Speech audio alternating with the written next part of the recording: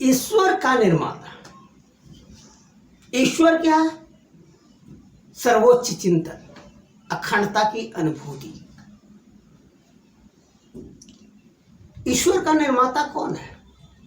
व्यक्ति स्वयं निर्माता है उसका। शून्य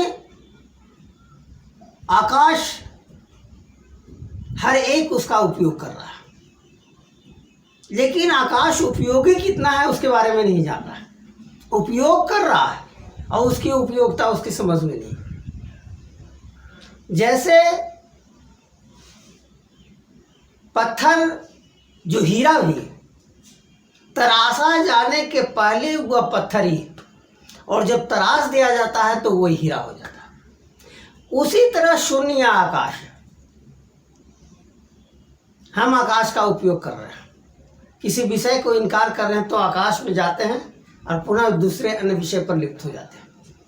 हम किसी चीज़ को इनकार कर रहे हैं, आकाश की अनुभूति हो गई, लेकिन आकाश में टिक नहीं पाते।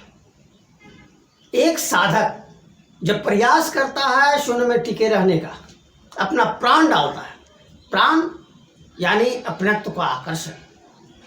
जब अपनत्व के आकर्षण में हम शून्य में बंध जाते हैं तो वह आकाश ईश्वर के रूप में परिणत हो जाता है।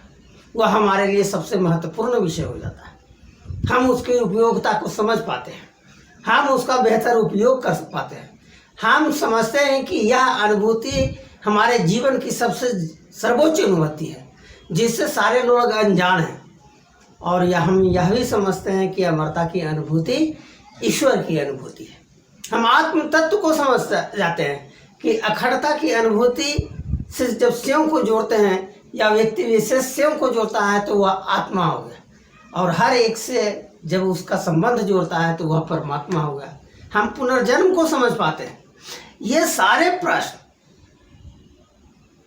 हमें जीवन में अतृप्त किए हुए रहता है, और जब अखंडता की अनुभूति जब हो जाती है, ईश्वरत्व का अनुभव हो जाता है, तब हम तृप्त हो जाते हैं और लगता है कि दुनिया का सबसे इम्पोर्टेंट, सबसे महत्वपूर्ण अनुभूति से हम रूबरू हो गए।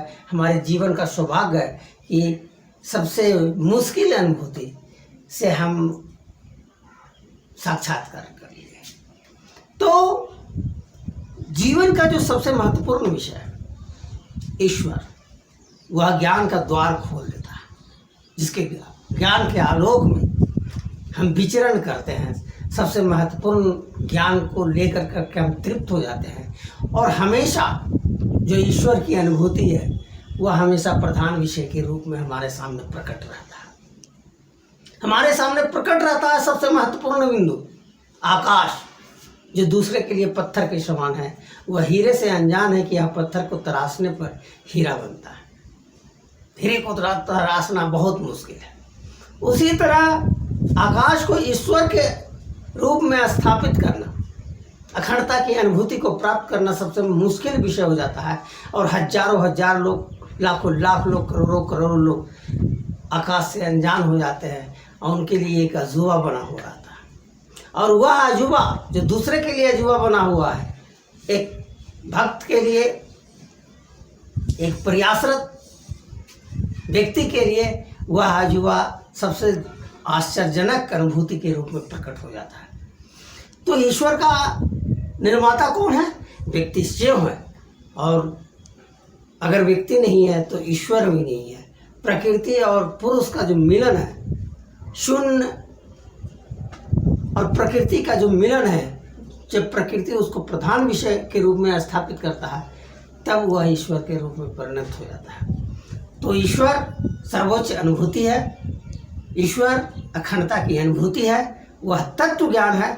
और इस तत्व ज्ञान को प्राप्त कर लेना हर विषय का प्रधान, हर व्यक्ति का प्रधान विषय होना चाहिए। यही जीवन की परम उपलब्धि, यही जीवन का सर्वोच्च अनुभूति है। और इस अनुभूति के आलोक में, इस अनुभूति के बचाए जाने के प्रयास में, परिस्थिति से जो हम संबंध बनाते हैं, परिस्थिति के बीच में एडजस्ट करने की कोशिश करते हैं कि सर्वोच्च अनुभूति बनाए हुए रहना चाहिए। यह अनुभूति जो व्यक्तित्व पैदा करता है, उस व्यक्तित्व के आलोक में जो नए नए विचार हमारे सामने आते हैं कि परिस्थिति इस तरह की होनी चाहिए, और यह जो चिंतन है, यह सर्वोच्च चिंतन स्वर्णिम युग की स्थापना करने में कारगर है। शुरुआती दिनों में लगता है कि अखंडता की अनुभूति हमें ज्ञान से विपरीत ले जा रहा है, और जब अखंडता को प्राप्त कर लेते हैं तो लगता है कि यह ज्ञान, यह अनुभूति ही सारे ज्ञानों की जननी है, सारे ज्ञानों के बीच में एडजस्ट करने की कला है, और यह कला और ज्ञान व्यक्ति की सर्वोच्च अनुभूति है। और इस तरह से ईश्वर क्या है? अखंडता की अनुभूति या आत्मसात कर लेने की ज़रूरत है, जान जाने की ज़रूरत है, और यह अनुभूति को प्राप्त कर लेना जीवन की सर्वोच्च उपलब्धि है, सर्वोच्च उपलब्धि है, सर्वोच्च उपलब्धि है।